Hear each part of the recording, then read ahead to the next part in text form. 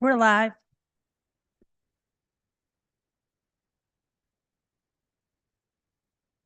Good evening, everyone. I'd like to call the study session of the University City Council to order on Monday, December 11th, 2023 at 5 o'clock. Prior to going to the rest of the agenda, are there any changes to the regular agenda for the 6:30 meeting? With that being said, if any of you have questions regarding items that are on the consent agenda, this would be a good time for you to ask that they be moved off the consent agenda onto the city manager's report. Hearing none. Mr. Rose. Honorable Mayor and council members, this first item on the study session agenda asks that you hear a presentation and provide direction regarding the execution of codes governing children recreational equipment in front yards. And Dr. Wagner will be presenting this item. Dr. Wagner. Thank you, Mr. Rose. Yes, as the packet says, and by the way, my apologies for being a couple of weeks late on this. So I appreciate your patience and waiting a little bit. So the specifically has to do with the items in the front yard on this photograph that's on the screen. Under zoning code section 400.1040A3, children's recreational equipment is permitted within the rear yard setback only. It's not specified for being allowed in the front yard. So the question really tonight is, are these playhouses in the front yard structures or portions thereof, structures or portions of structures within the meaning of the zoning code, section 400.1040A? And that's specific to the applicable to the front yard. If these playhouses are not structures or a portion thereof, that there is no setback violation, whether in the front yard or in the rear yard. And to prevent these items in the front yard, a zoning code text amendment would be required. If they are considered structures, they would not be permitted in the front yard, only in the rear yard. That's pretty much the crux of it. Excuse me. This item is to confirm that the interpretation that we have regarding this particular code is consistent with the intent of this policy and receive any direction that you have regarding it. Well, this was a very brief summary of this issue. So are there questions or comments by members of council? And I'm thinking that I thank you. Mr. Smotherson. Thank you, Mayor Crowe. So what I want to understand, and thank you, Dr. Wagner, for that presentation, but what I want to understand is, so what is the understanding of staff, our inspectors, and again, what is the understanding? I don't consider these to be structures as determined in the zoning ordinance. Okay, but so what do you, so when you say that, so you're saying that you don't consider these structures, so that means that they are permitted. Yes, sir. Okay, all right, and then that's the problem, because what I will actually say is that the code 400.1040A is pretty clear. Even though it's not specified for front yard, it is specifically stated under backyards. And it's done that way probably for a reason, and that is that typically one of the things that I've always lived with and always understood from my parents and people, and that is that you don't play in the front yard. But again, I think that that's noted for a reason, and I think it's also noted, not listed under front yard for a reason, and that is that they are restricted or noted in backyards. Sure. So again, and the only reason that I would actually say that they fall under both is because under structures, I know that you're saying that they're not structures, but because of the permanency of them, they are there every day. That means that they are structures. And so they should be considered structures. If you're going to follow this, then they should be considered structures. Well, they're temporary in that they're these plastic things, and I had one for my kids when we were younger too. We had on our deck. They're those plastic things. I think the more permanent structures would be like a swing set or the larger things that kids would typically climb on, that kind of thing. But these are plastic, and you can just move them across the yard at will. But that they're not moved. See, that's the Well, issue. sure, They're yeah, not there moved. is that, yeah. That's the problem. Yeah. They're not moved. And- Honorable Mayor Pro Tem Smitherson, I believe that's the purpose for this study session, is to get guidance from the mayor and council if you want us to pursue the introduction of a zoning code change that would clarify this issue. Okay, and I'll let my colleagues speak, but as I said, I think it's pretty straightforward in that under that section, children's recreational equipment is permanent within the rear yard setback only, not specified under the front yard. And I think that that's pretty clear.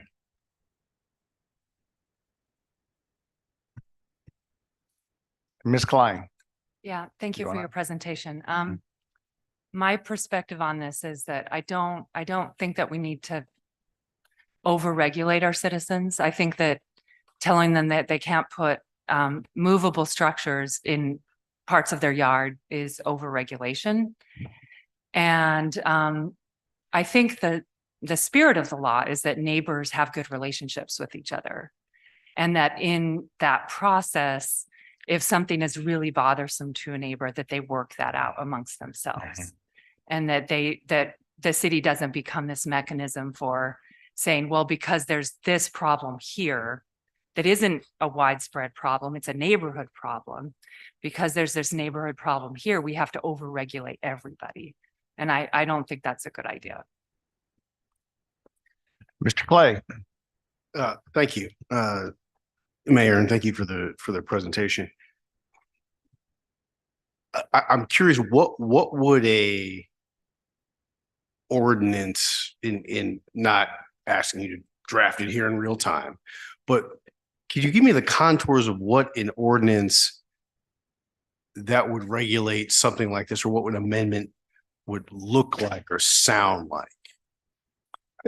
We'd have to, and I could work with Mr. Mulligan if we were to come up with language. It'd probably be one of the next item, enumerated items in A2 or A3G perhaps, specifying it, maybe even an amendment to children's recreational equipment in the, if it's in the definitions.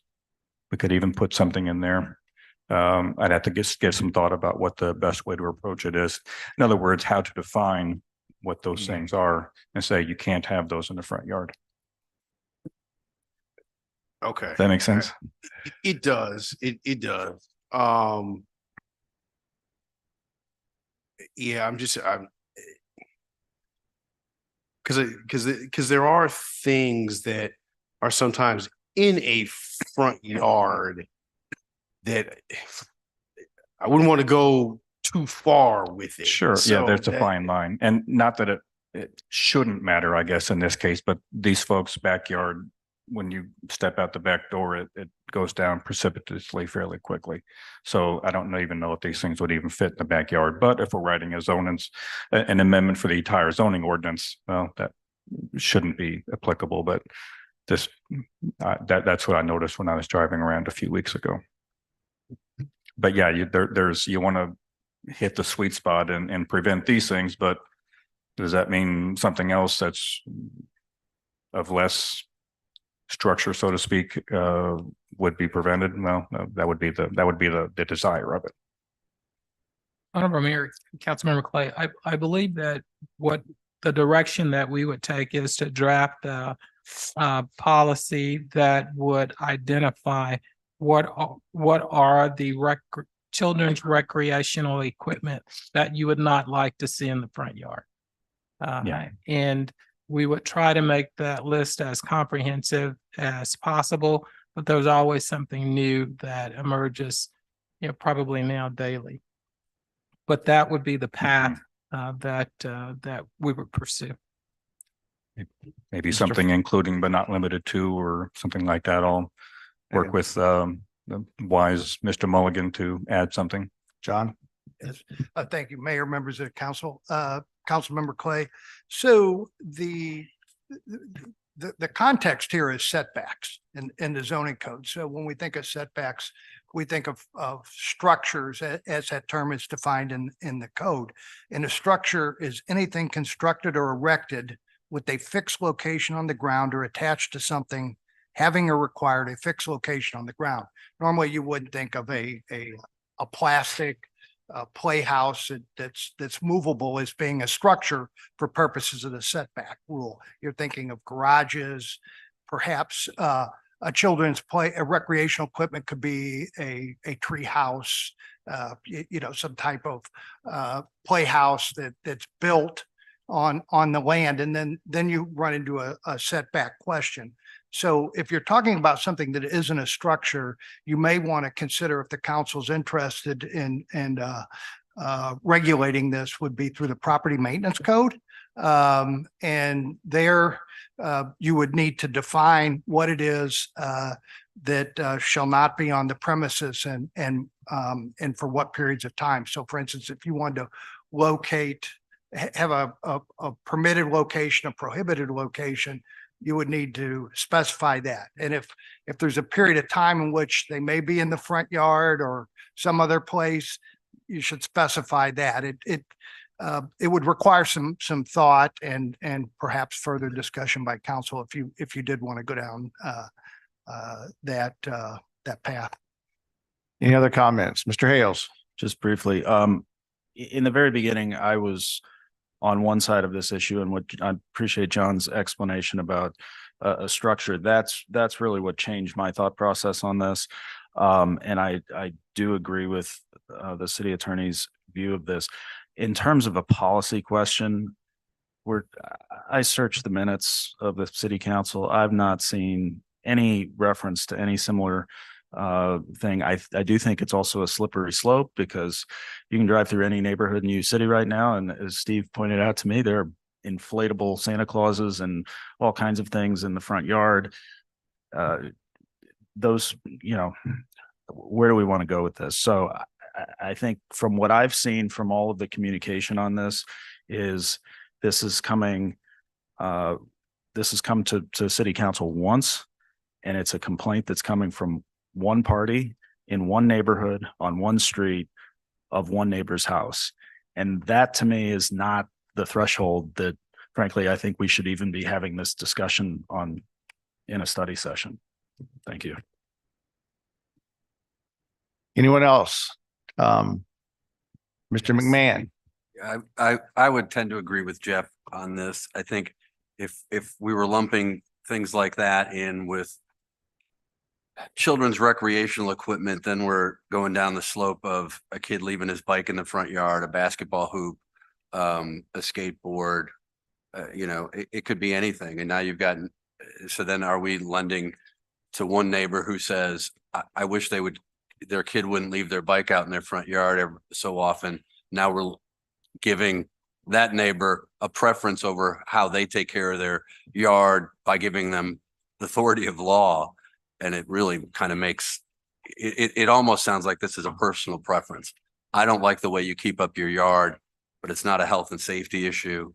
It's just personal preference. And so I think getting, too far into the weeds on what would be children's recreational equipment, I think that could be almost anything that a child might have in the front yard.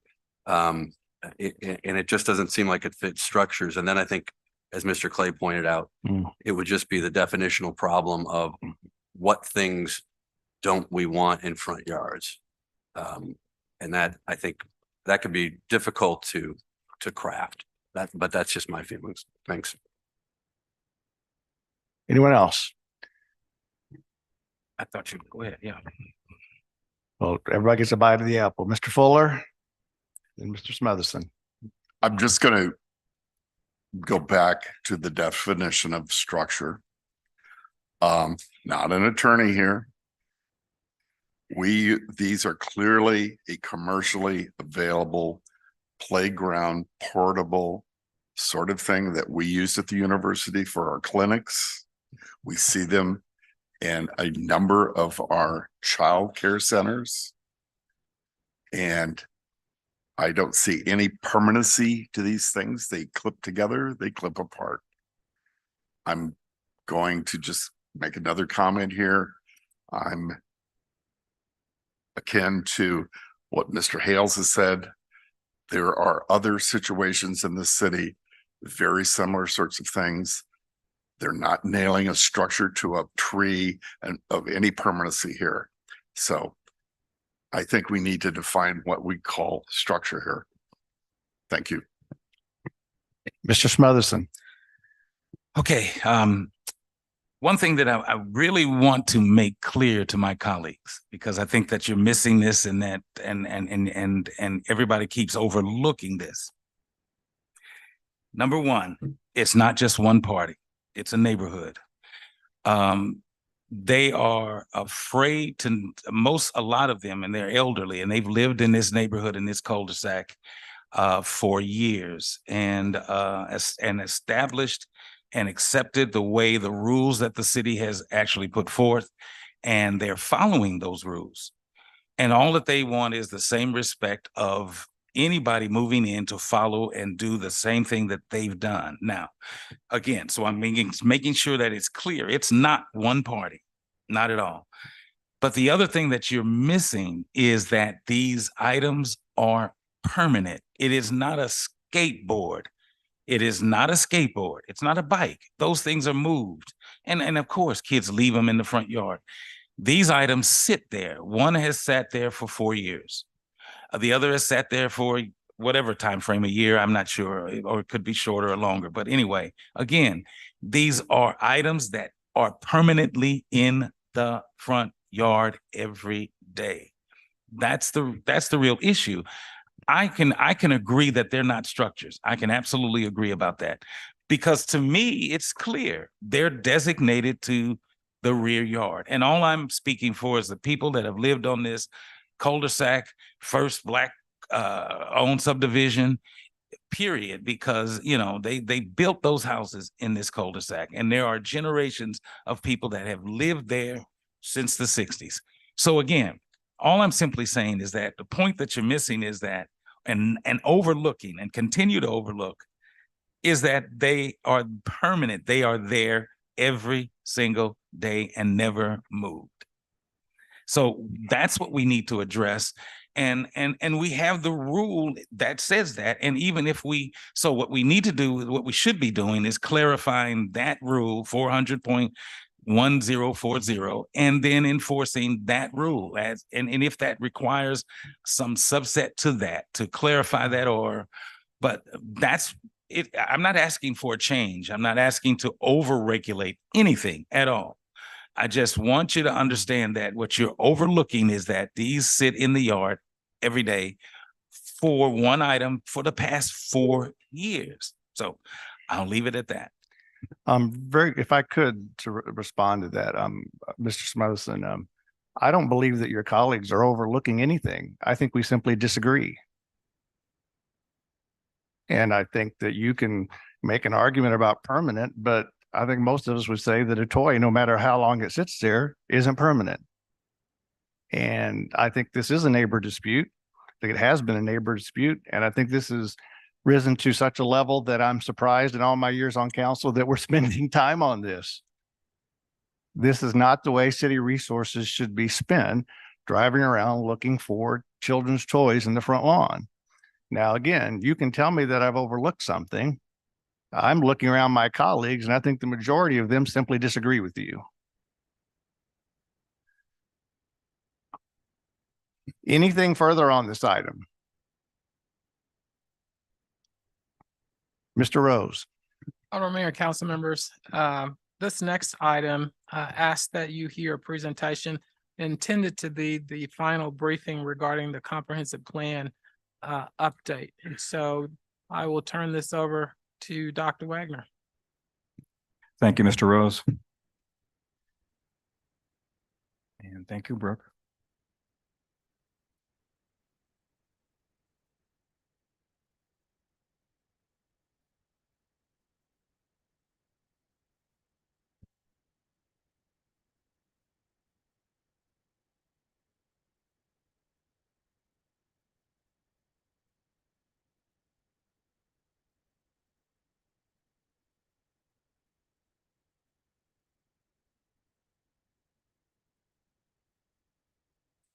Thanks, Brooke.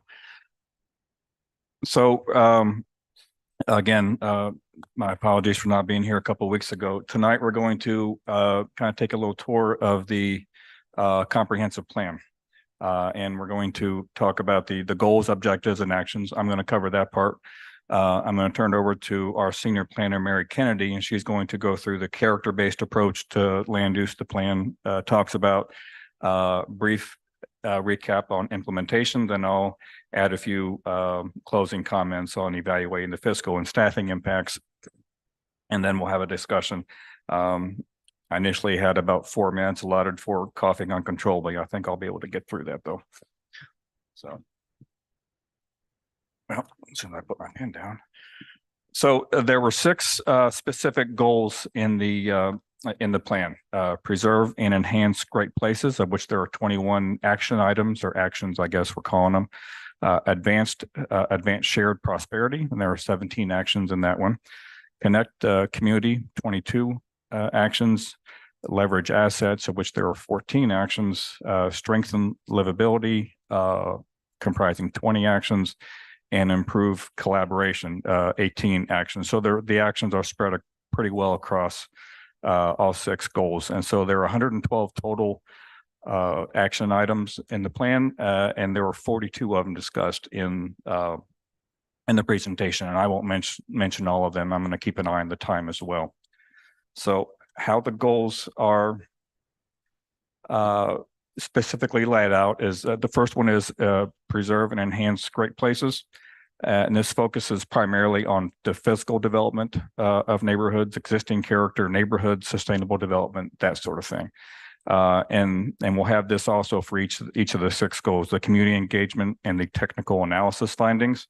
In this particular one, it was noticed that the zoning code focuses on a separation of uses, as most zoning codes do. No surprise there.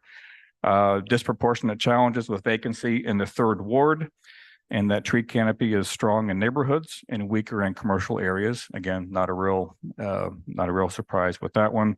An older building stock, and the impact of private subdivisions. It does help preserve character and identity. People are from specific neighborhoods, but that can also contribute somewhat to a disconnected community as well. And Doctor, are you wanting questions at the end or as you go? What's the? Whatever you're comfortable with. My question goes back on vacancy.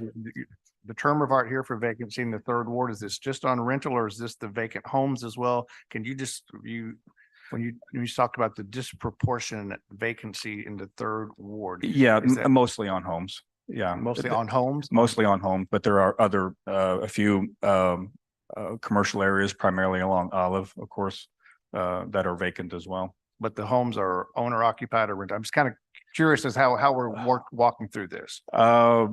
Probably more, I think, leaning towards more rental. Okay. And vacant at the moment, and some have been vacant for several years, of course.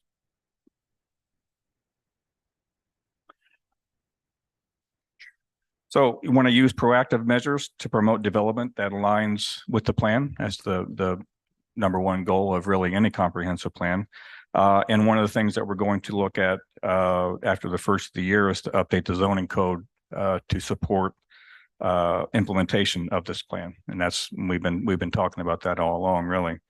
Encourage mixed use communities where people enjoy easy access to jobs and services in connection with the future character and land use map. And that's a map that Mary will go over here in just a few minutes.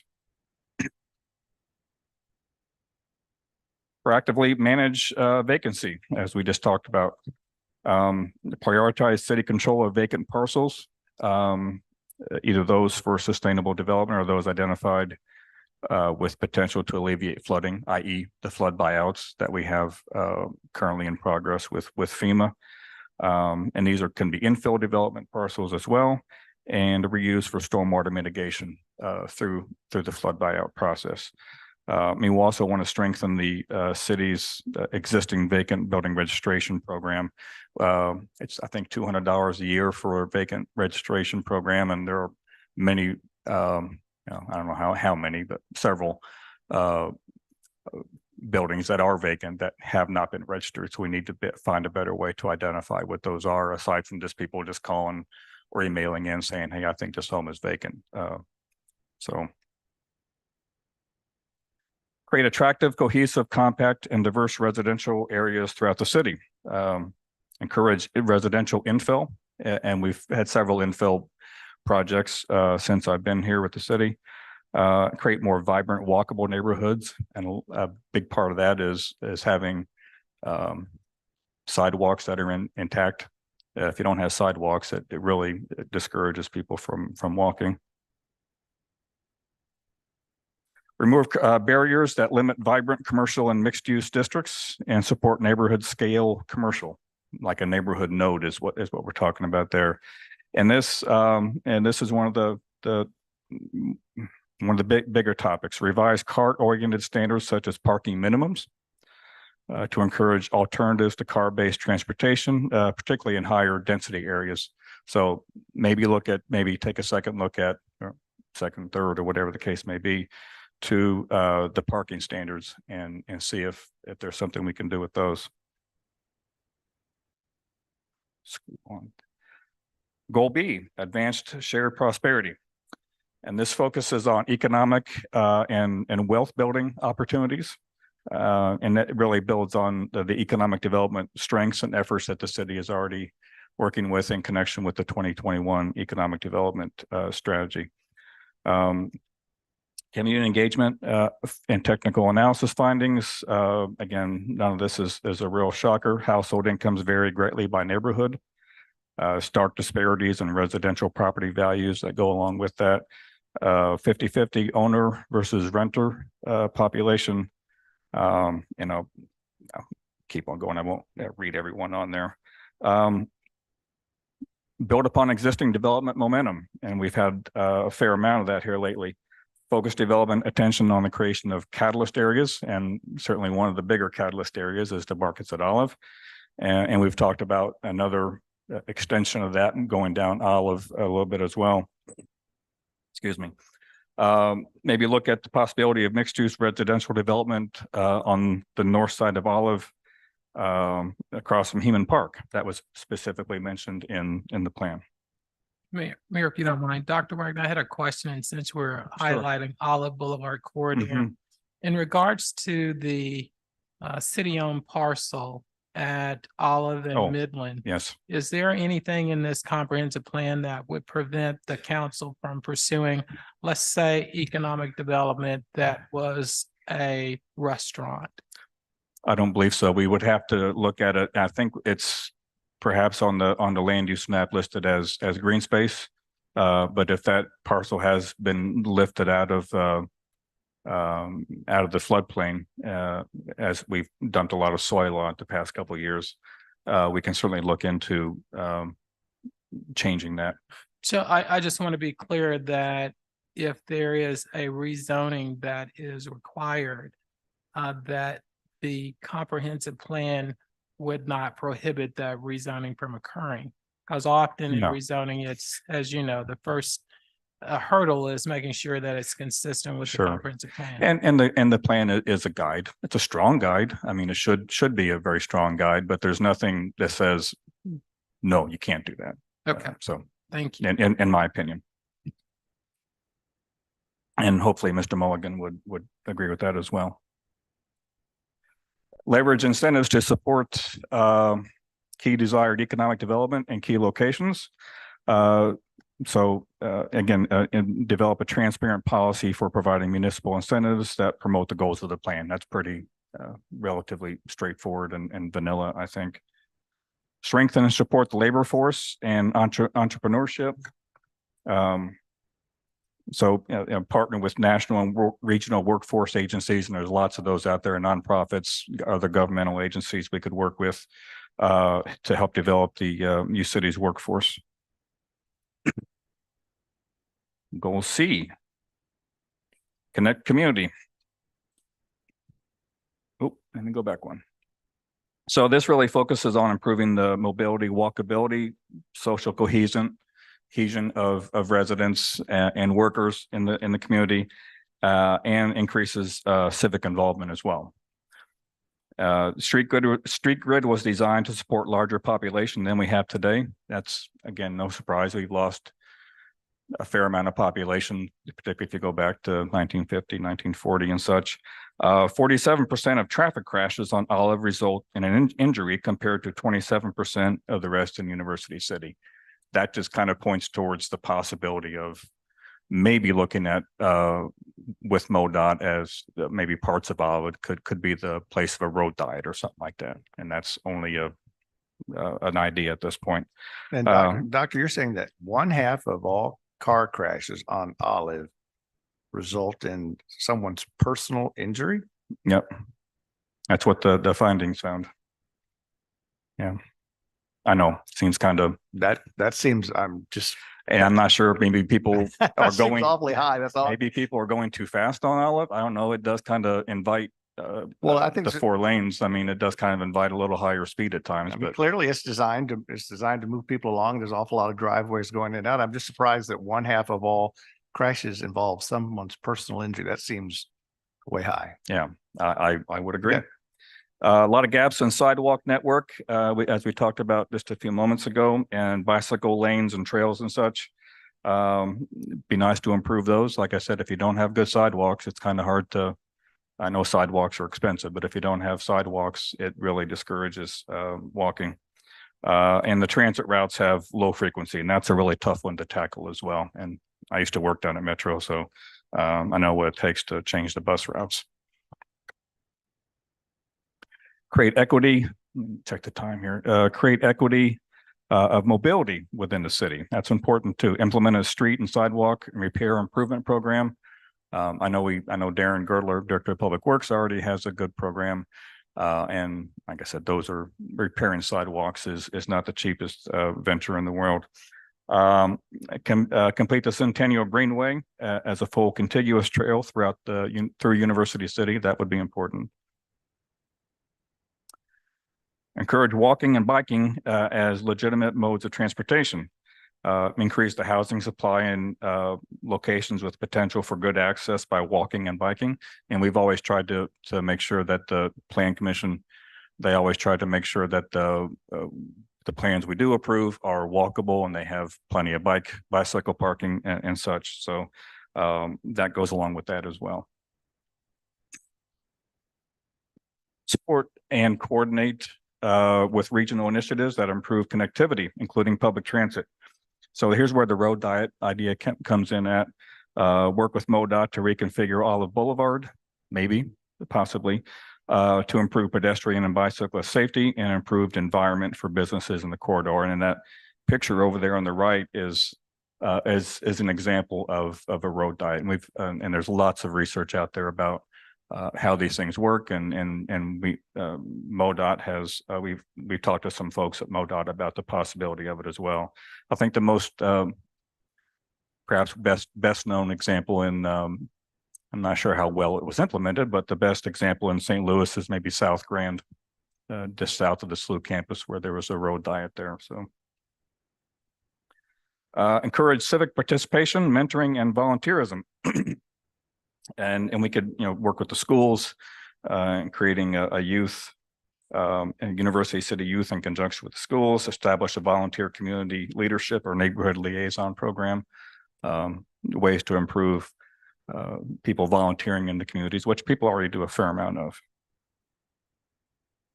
Goal D, leverage assets. Actions capitalize on the city's diversity, rich history, and amenities already present in the community. Historic preservation efforts are concentrated in the southeast corner of the city. Again, not terribly surprising. That's where the historic homes are, and that's where the zoning ordinance indicates that we need to concentrate those efforts. Most residents are within a quarter mile of a park in University City. Almost all are within half a mile, but there's a desire to provide more recreational activities evenly throughout the city. UCA does have some great parks. Community facilities are also located evenly throughout the city. So that certainly is a good thing.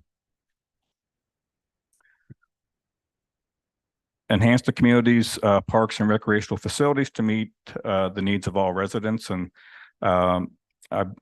believe the city parks department, when Darren was still here, I think he had mentioned that they were working on maybe updating the city parks master plan. So that would be a good thing to do. Create safe routes and parks, to parks and safe routes to school plans. And so that would be great. Enhance the experience for visitors to University City. And I know Mr. Rose and I had talked about two of these possibilities: improve gateway locations and neighborhood nodes. We talked about maybe a landscaped welcome to University City type of thing at both ends of Olive, down by the Crescent Plumbing facility, and also out by the market at Olive, and also another one at Del Mar out by on Del Mar at 170. So those would be really nice to have as well. Goal E, strengthen livability. Increasing and improving housing options across all neighborhoods and proactively addressing flood mitigation. That's probably one of the biggest things in this particular section. Community engagement and technical findings. Flood damage and risk threatens the livability of the community. I think we discovered that firsthand a couple of years ago. Medium to high intensity land cover. Excuse me. What that means is a lot of asphalt that the stormwater flies off of. So if we had more permeable asphalt, and we always try to encourage that at the Plan Commission, that's a really good thing to do. Existing property maintenance regulations need to be strengthened to improve livability. Activity nodes are also something, and Mary's going to talk about these in a few minutes. Integrate amenities and services in the neighborhood as well, provides for more social cohesion. Protect each neighborhood's distinctive character while supporting compatible new development. And I get a lot of calls on where does UCity stand on short-term rentals, Airbnbs, and we don't allow those, of course. But they can cause some problems, from what I understand as well. So investigate and establish or supporting an existing community development entity to address some of these issues, maybe like a community development corporation. That's something that we talked about.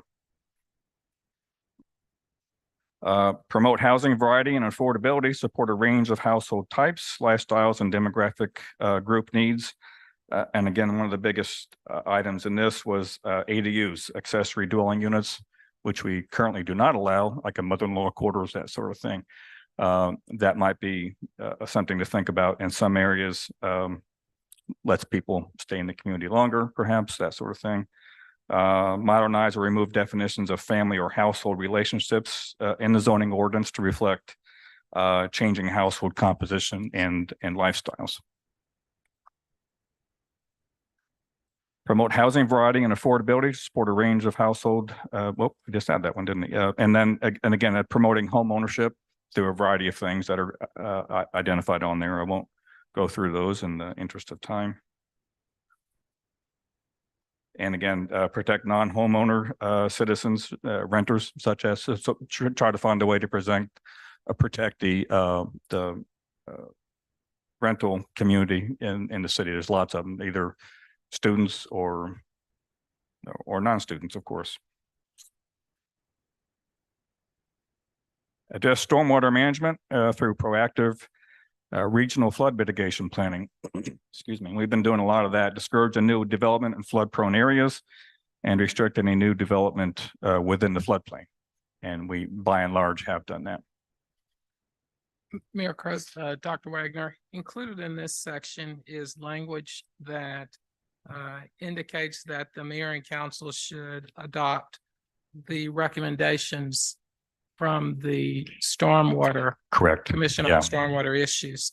However, the master plan recommendations have not been presented to the mayor and council at this point. It would seem that the language would give the expectation that the mayor and council are simply intending to adopt the recommendation versus the mayor and council adopting a stormwater master plan. That would seem to be language that would actually reflect the intent of how the mayor and council would consider the stormwater master plan when it is presented. I agree that that language assumes that it's been adopted and you're going to adopt it. So I think changing the language would be an appropriate thing to do. Yeah. So from legal, is there a requirement that because the language is included in the comprehensive plan and that comprehensive plan has been adopted, is there a requirement that that go back to the planning commission, or can the council simply change that language when it is considering the comprehensive plan update?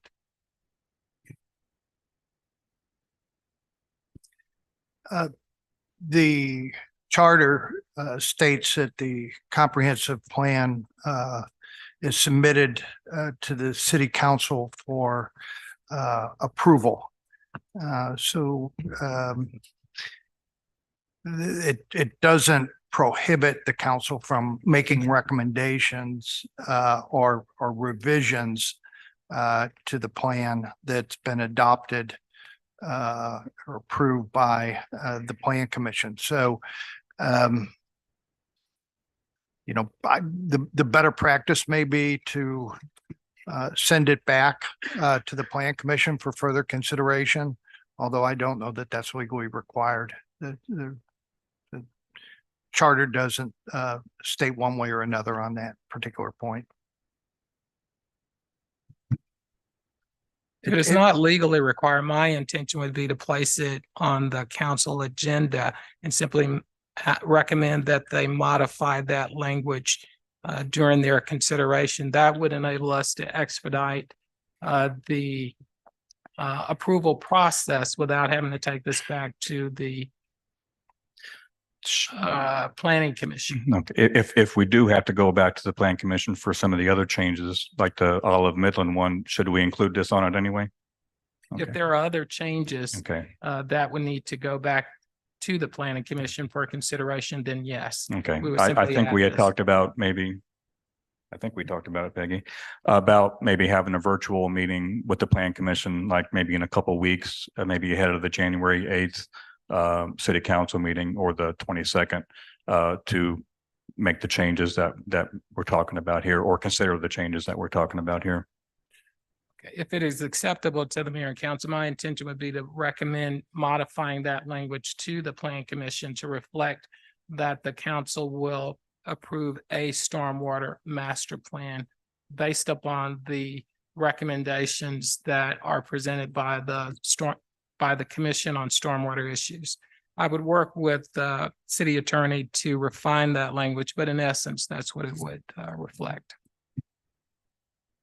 Right. Thank you, Mr. Rose. Since I'm on a roll here, I might as well bring up my other issue as well, which is a similar language for the Housing and Third Ward Revitalization Task Force recommendations. My intention would be to modify that language as well. That would reflect council's ability to approve a plan, but not only the recommendations made by the task force. And similar, I would work with the city attorney to refine that language. Sure. But in essence, that's what I would recommend to the mayor and council. Okay. Thank you. I was going to say there, Mr. Rose, I believe there's a flood mitigation plan and that maybe is coupled with your stormwater master plan. So is your intent to make the same recommendation on that one as well? That is correct. Yeah, that's E 1.2 for the third ward and E 3.1 on the stormwater master plan, and then E 3.2 on the flood mitigation plan. And the plan approved by the plan commission states that the council's to implement those recommendations. So I'd be happy to work with you on clarifying that. Thank you. Mr. McMahon. In a similar vein, I noted that the slide here, it noted that there would be adopting of a source of income discrimination ordinance. Prior to your arrival, the Human Relations Commission put that package together. And not only did it not pass, it didn't even get introduced. There was such a pushback that the folks that are owners, the landlords, did not want to be told how they had to run their businesses. Many of them came and spoke and said, we don't want to be forced into Section 8, which is what they were fearful of because they don't want to go through the additional inspections and all those requirements. And so if we're required to, by this master plan, to adopt one, we've kind of circumvented that process to allow those landlords to come in and to express their concerns when it was to a level, when that came before the council, that it wasn't, when the Human Relations Commission brought it forth, it didn't even get introduced by a council member. So it just died. Okay, which plan was that again, please? What was what? Which item was that you were talking about? The source of income discrimination. Okay, Miss Holly's got it. So thank you. Okay, I just want to so- make sure I was going to pinpoint the right So I item. just want to be concerned the same way we're talking about other things, that we're not requiring us to do something in the master plan that in that case it already went through and it went nowhere. Okay, thank you. Yeah, it may just be good even to look back at I appreciate you bringing it up because I'd forgotten about that. And that was a long time ago. And just the minutes of those meetings would probably be helpful just to add a little background, because I think Steve and Wayne and I were all three here at that time. Okay. And the landlords really did came out pretty solidly. And it's just probably a good discussion for you guys to look at before we decide if you're going to push that rock uphill again. Okay.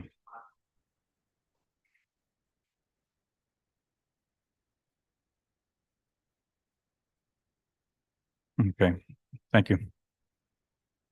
I think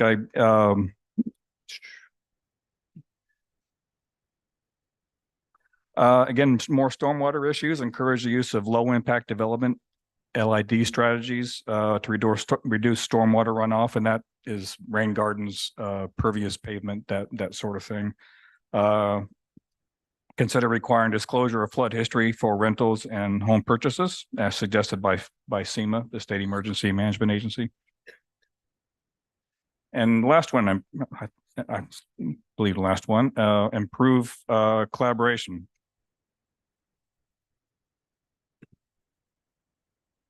Improving effectiveness, collaboration, and communication within the government, with the community, and with external partners. So inside City Hall, with with the community members themselves and other people that are not connected with the city, other regional agencies.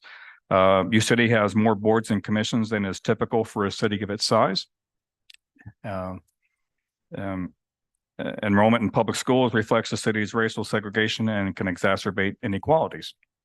High amount of institutional, nonprofit, governmental property ownership. Again, most of that is a lot of it is contributable to WashU, of course. And again, WashU is the largest property owner in the city by assessed value. So those are things to keep in mind.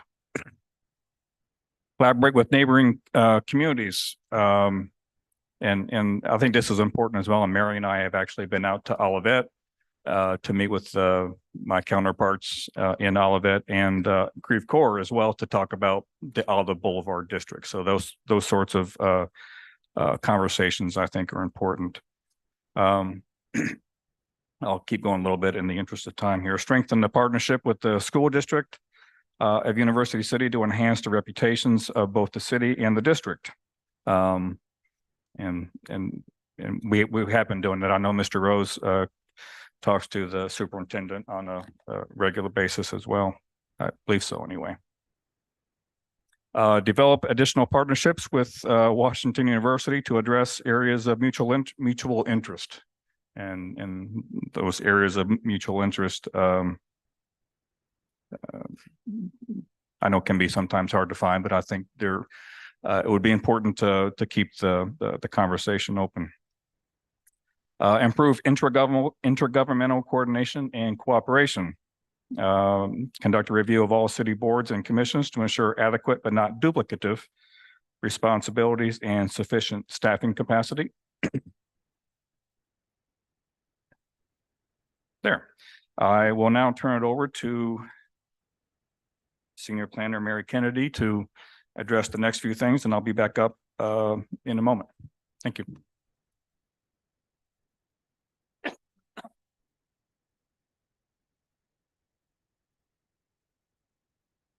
Good evening, Mayor and members of the City Council. So as John mentioned, I will talk about the land use aspect of the comprehensive plan.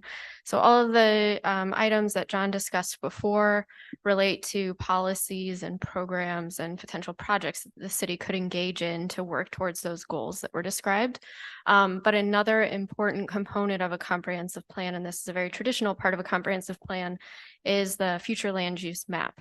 And that creates a guide for the city to evaluate changes to the zoning code or rezonings of specific properties, so that we can be sure we are moving in the direction that we've agreed upon through this process. And so you'll notice that we aren't just calling it a future land use map, we're also calling it a future character and land use map. And that's to reflect that land use is a very important component of development, but also the physical characteristics, the form, the character, the look and feel is very important and has and can have a significant impact in how people respond to or embrace development. The character of it is very important. So as I said, the map is a tool for guiding future development. So the map exists to assist the city, so the Planning Commission, council, and staff with review of development proposals so that it conforms to the desired character in different parts of the city. And the character-based approach is especially important in a city like UCity that is already built out and that is known for its great character, and it also embraces its great character. So having character standards in the map are important in enhancing and preserving that character that we have. The future character and land use map also is intended to provide guidance to developers regarding the city's expectations for quality and characteristics of development.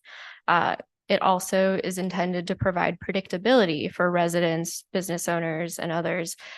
We know that at the last study session that we presented at, you all were expressing concern about being able to guide the character of development to make sure that infill is aligned with high quality standards and will relate well to the existing homes or other buildings around it. But having guidelines that give people clear expectations and because some kind of reliability going into a development, like I know what these guidelines are and it's clear what I need to do in order to meet the city's expectations. The future character and land use map also provides a common citywide understanding of where and how University City should change over time. And then also serve as a foundation for zoning code changes, as I had mentioned, and design guidelines, including the possibility of zoning standards that relate more to physical form. So to kind of describe the difference between land use and character, land use focuses on uses, so specific activities that occur within a property. So residential, commercial are the big categories, and industrial. More specific uses are single family or a duplex or a large apartment building, offices, hotels, daycares. Those are examples of what land uses are.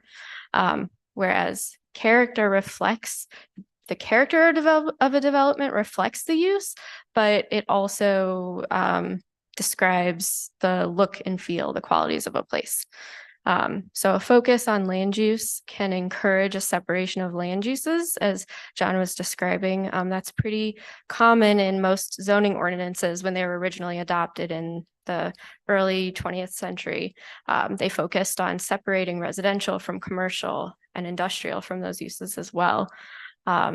So that created kind of like a horizontal regulation of land use. And what we've seen over the last several decades, and it's nothing new, but an emphasis on more mixed use development to provide that variety within a neighborhood, to provide residents with access to amenities and services within a short walking distance. And uCity is lucky to have so many of those types of buildings and neighborhoods where you can walk to a place down the street that's kind of well integrated into the neighborhood. The Loop is also a great example of a mixed use neighborhood, as you all know. And then on the character side, more of a character-based approach in the comprehensive plan can set us up for having more form-based standards in our zoning code going forward. And so what a form-based code is, and I'm sorry if you all are already familiar with that is, form-based code focuses on things like the character, so the size, the setback, kind of the architectural standards, and then land use is also an important piece, but it's more driven by the form. If we can all agree on this is the form that we want to see reflected in the community, maybe we can be more flexible on uses here and there to some extent within limits. So these are just a couple examples of land use versus character. So these two images are both multifamily. So they have the same use, but they take on very different character. The one on the left is very close to the street. You can kind of feel a sense of connection when you're walking on the sidewalk, whereas the land use on the right is kind of set back much farther. There's a large driveway, circle drive in the middle. Walking through or past that development, there are kind of some interruptions in the sidewalk for, driveways and curb cuts and the like. And then this is another similar slide showing two office buildings. So same land use, very different character and different density. This slide is an overview of the entire future character and land use map that's in the comprehensive plan. At first glance, it really reflects what we have today, the existing land uses in uCity, and that's not a bad thing. We have good character here in uCity and a good diversity of land uses. We are still primarily residential. And the primary residential character, we're going to call them character types. So traditional neighborhood, suburban neighborhood, compact neighborhood, activity center, those are the different character types. And within those character types, there are a description of what types of land uses are appropriate, but also a description on the form and the quality of development that those areas should take. So it breaks it down a little bit more than a traditional land use plan would. You'll notice that the kind of beige color in this map is the largest land use. Thank you, Mary. I had a quick question regarding the land use map. I want to make sure that we are not recommending any changes that would rezone property without the approval of the property owners. Correct. So no, we are not. The future land use map does not rezone properties. However, if someone came to us and said, I want to rezone 6801 Del Mar. I'll just use that because it's City Hall and it's an easy address to remember. We would look at the future land use map and determine, does the proposed rezoning and those uses that would be permitted in that zoning district reflect generally the intent of the future land use map? So no rezoning would happen automatically from this. It's tool to evaluate it against. A follow-up question. Mhm. Are you proposing the change of zoning for some of the parcels that are along the Olive Boulevard corridor as a part of this comprehensive plan and future zoning code update? So no, not, it's kind of not a simple answer, but no. All of the land uses in this map that are shown on Olive are commercial land uses. And the entire Olive corridor, well, not the entire, there are some that are zoned medium density residential, but the vast majority of parcels on Olive are zoned general commercial. But what this is showing is a few areas of mixed use development. So the potential for building commercial uses on the ground floor and potentially other commercials above, maybe 1 or 2 stories above, or apartments if that were appropriate in that location. And the character types go into a little more description of when that is appropriate. So the magenta colors, if you can kind of see from what's on the screen here, those are those more mixed use activity center land use types. The coral pink color in between, those are what we're calling community corridor. So smaller scale commercial land use is kind of similar to what is existing on Olive. And I'll flip through the description of that community corridor. Are there any other questions on the map? I actually do have like a zoomed in version so you can see a little bit more detail. So community corridor pointing to that peach colored area. Again, smaller scale commercial uses compared to the Market at Olive area, which is identified as regional commercial district. That's much larger scale, like Costco and a large grocery store, that type of regionally focused retail. The flood prone overlay, this is a little bit unique in terms of a future land use map. So all the properties that fall under this overlay, they still have that character type description and land use description, but they also have this overlay that recommends the city have a sharper pencil on looking at development that's proposed in the flood prone overlay. And a lot of that is already required through MSD requirements.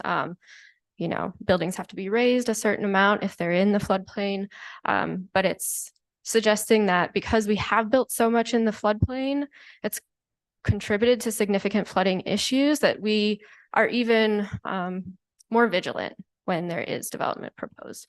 Maybe we adopt higher standards for development than beyond what's required in MSD requirements. And then another overlay you'll see here, this is unique just for the loop. The loop overlay is that diagonal white stripe over the activity center underneath it. And as I was describing, activity centers are really mixed use areas, but the loop overlay reflects that the loop is a much denser environment than other mixed use areas in the city, such as there's a mixed use neighborhood node at Vernon and Midland, where Kismet Pharmacy is. That's an example of a neighborhood node, an activity center, and there are several others in the city as well. But I just wanted to point out that the overlay is unique to the loop.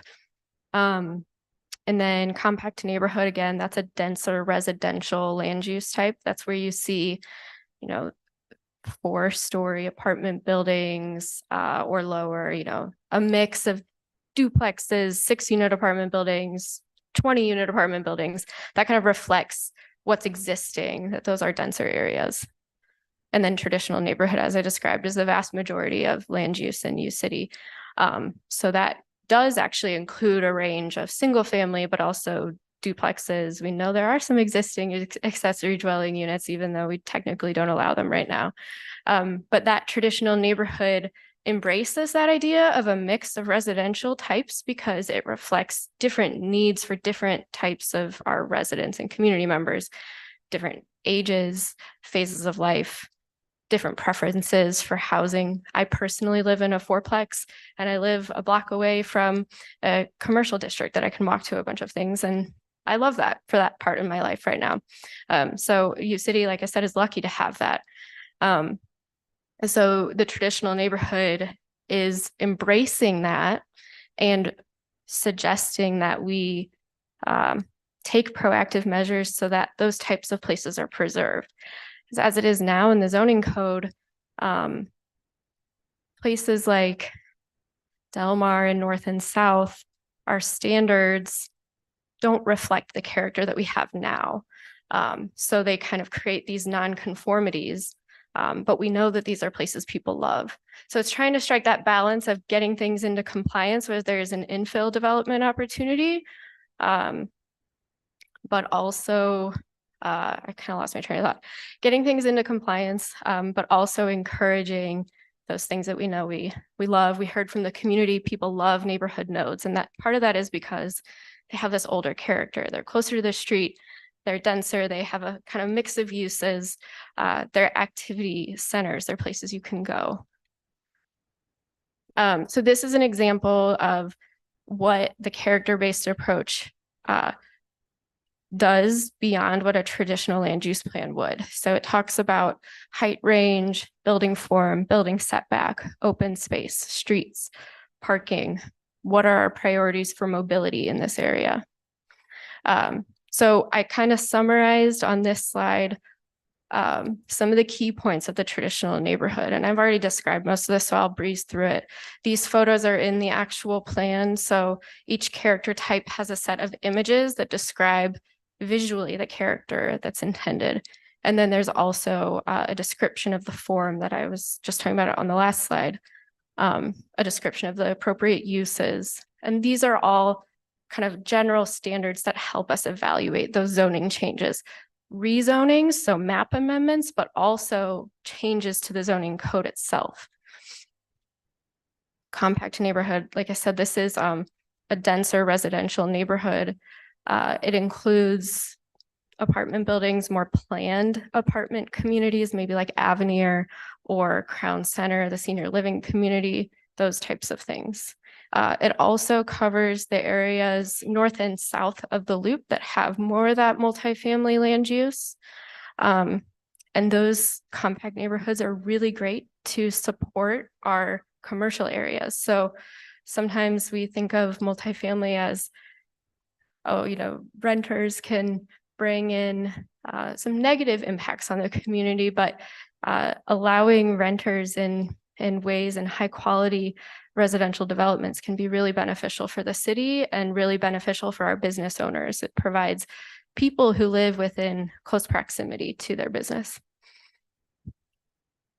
So this is community corridor, what I was talking about along Olive. This is the majority land use type or character type along Olive. So you can see here a little bit closer to the street, prioritizing that connection to the street, and then parking kind of either on the side or behind when it's appropriate or feasible.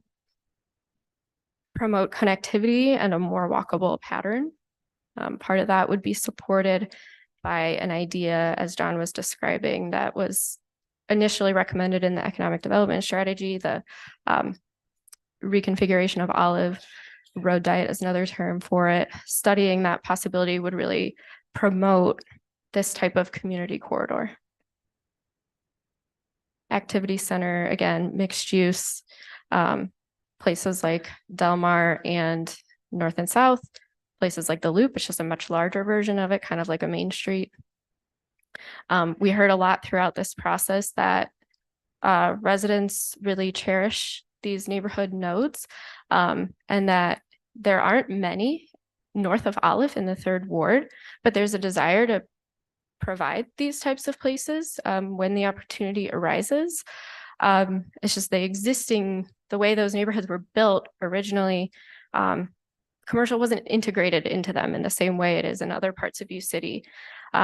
But there's potential to use Olive as a neighborhood node, or different parts along Olive as a neighborhood node with north-south connections into the neighborhoods, as long as those connections are safe. You feel safe to walk or bike, or, you know, have your kids go down to Olive to grab a treat from CVS or something. And then the flood prone overlay, again, kind of have a finer tune on new development, utilize low impact development strategies. And the focus is to reduce future flood risk.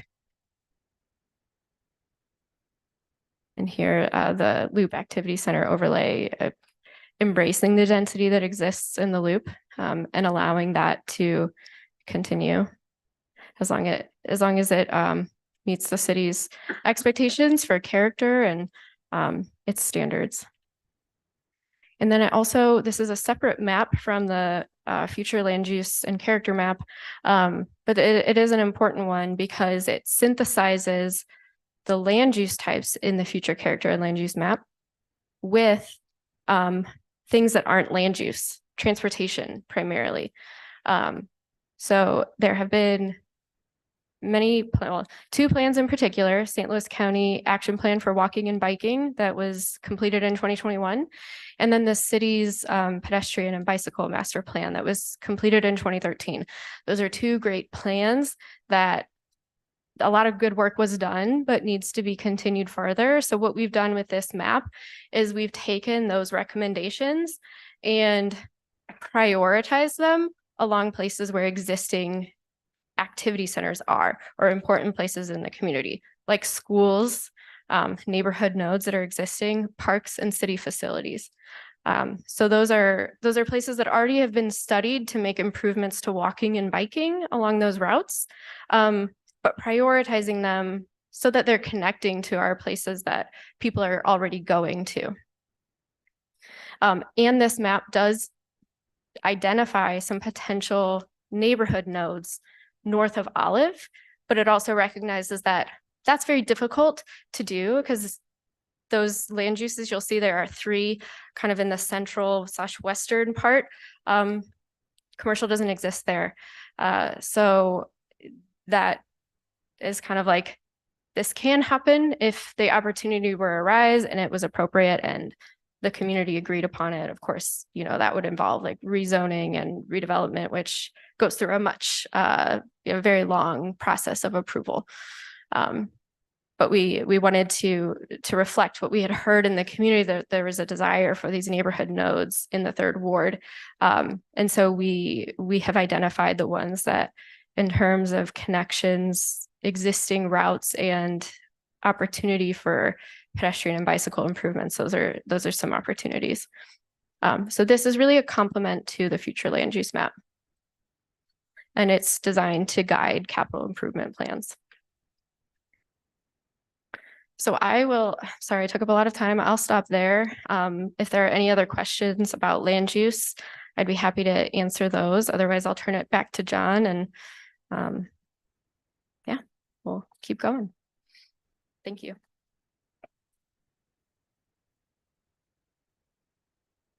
Thank you, Mary. As far as implementation and plan management, we were going to come up with a timeline to put an implementation plan together. There's already something, the plan management on the, if I can forward this together, plan management there, but really that this slide just says we're going to look at very carefully about how to manage the plan going forward and how to take steps to ensure that we implement it in a timely manner. And we went over some of that last time, I think, as well. Evaluating fiscal and staffing impacts. We're working with the city manager to put out an RFP that will find a consultant to look at both these issues. It's really important that the fiscal impacts of the plan be looked at to make sure there's no surprises there, and also to see if we didn't get in over our heads as far as staffing goes as well. So we're going to take a look at both those issues. Sam. Honorable Mayor, I would want to say that my intention is to bring forward to you for your consideration, once apparently it goes back to the planning commission to make those language adjustments or to have them consider the language adjustments. After that consideration, it would be my intention to bring forward to the comprehensive plan for final consideration. It would also be my intention as the new plans come to fruition to perform a fiscal impact analysis specifically on the stormwater master plan, as well as it could also mean the housing and third ward revitalization plan. But having not seen those plans, it's difficult for me to say specifically about the third ward plan. Stormwater master plans typically have a physical impact depending upon how involved you want to become with stormwater management. Thank you, Mr. Rose. And with that, we're open to any more questions you may have.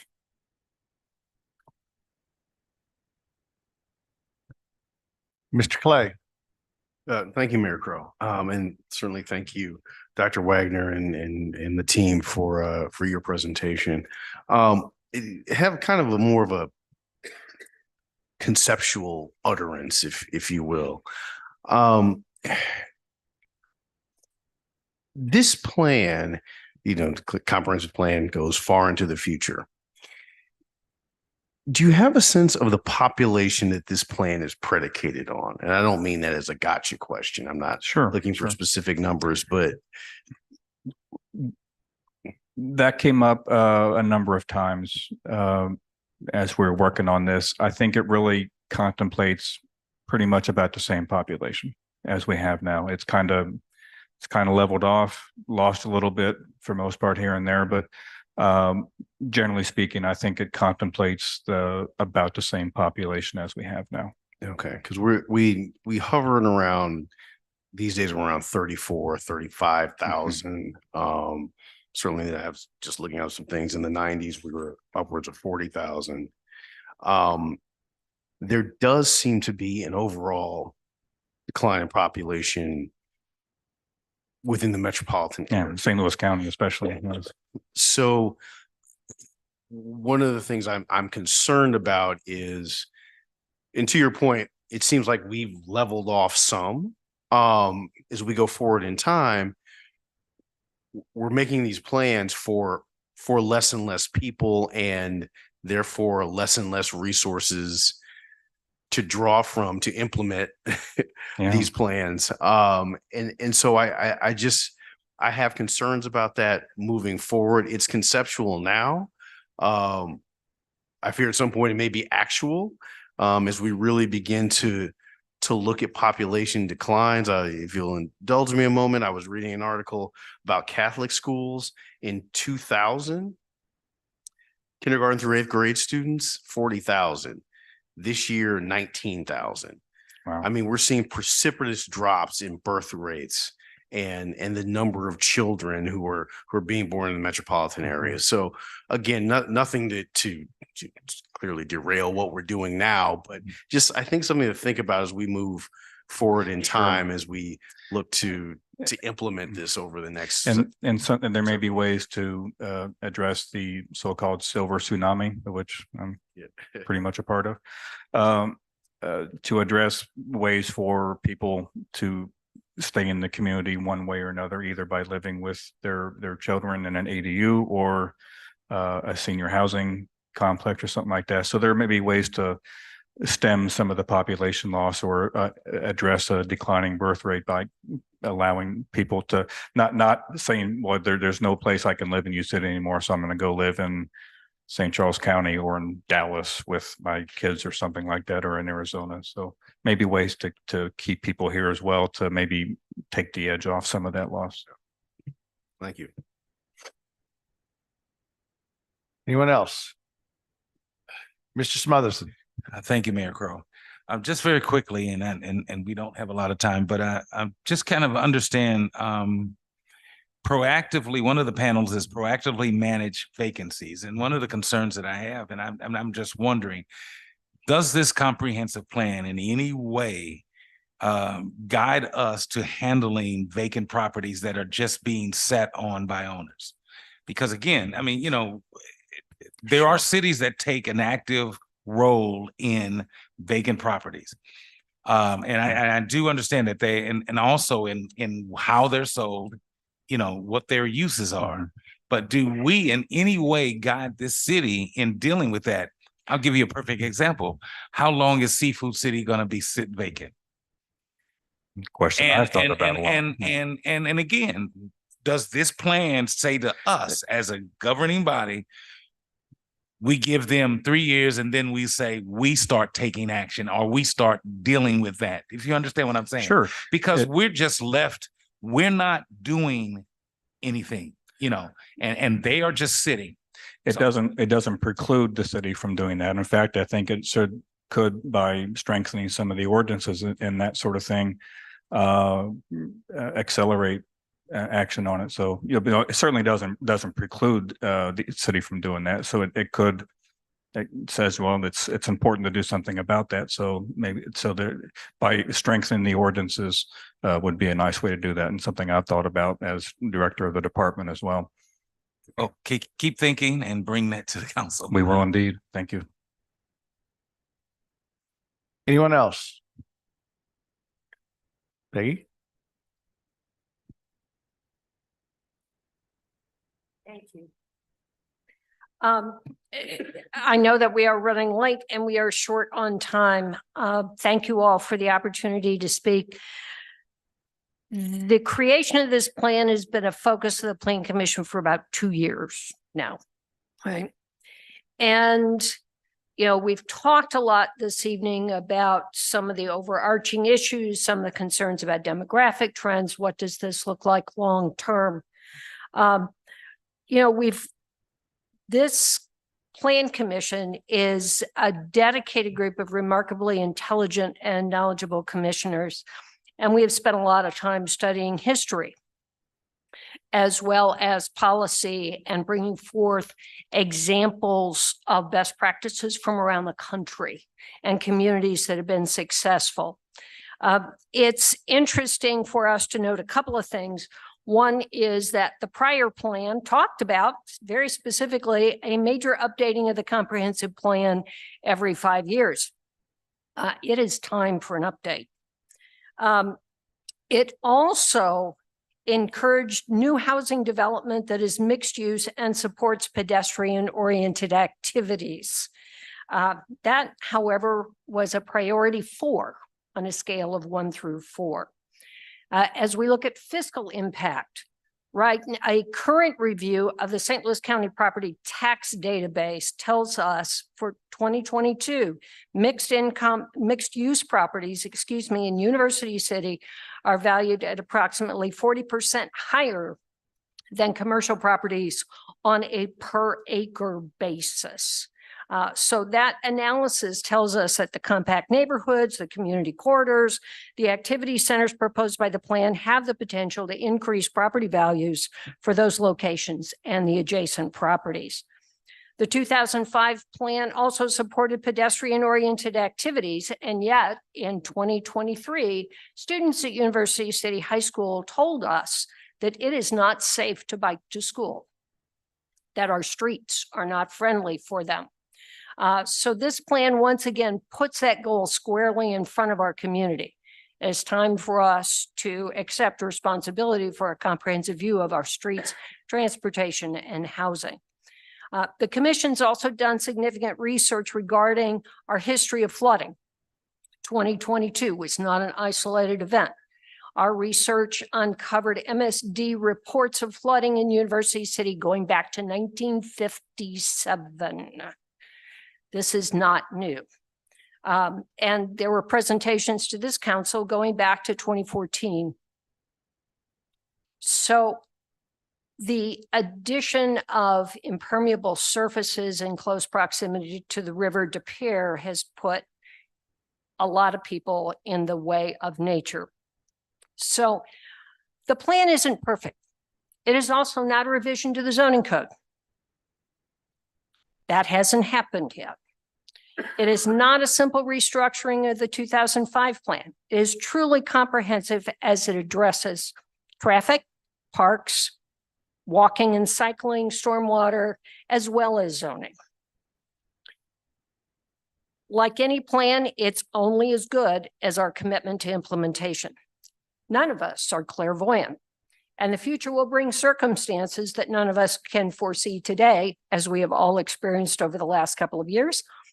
However, that doesn't mean that we don't plan and implement that plan. That means that we do the best we can until we know better. It is time for all of us to make a commitment to the implementation. Thank you.